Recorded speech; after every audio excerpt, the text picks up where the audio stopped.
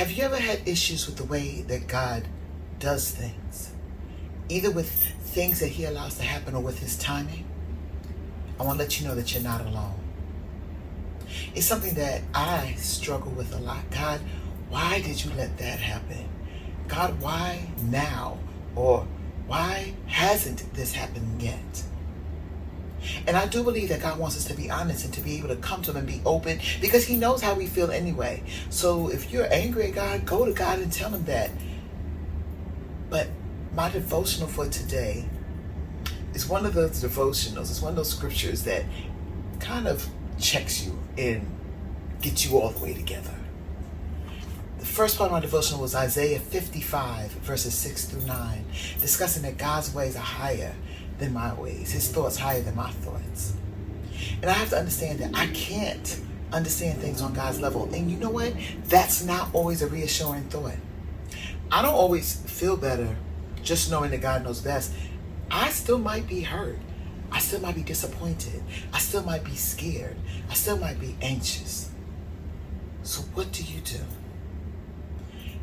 In those times, I believe that you're supposed to bring all of your concerns to God, because it helps you to see God in the best perspective and in the clearest perspective.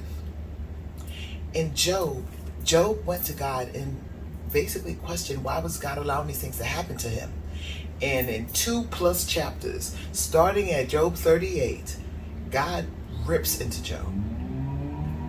Were you there when I laid the foundations of the earth? It's one of my favorite scriptural passages, long, but it's one of my favorite because God checks Job.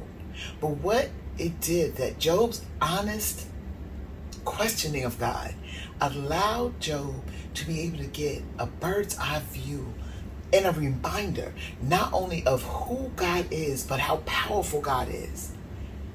And by having this conversation, this dialogue with God, Job had a chance to deepen his relationship with God and to understand him better. So what is this to say? When you are angry at God for how God's moving or what God's done, don't talk about him, talk to him. Go to him with it. Rant and rave, say what you have to say, but then be prepared that God will answer. The answer may not make you feel that good at the time, but it will help you on the road to understanding your God better. I hope this helped you. Take care.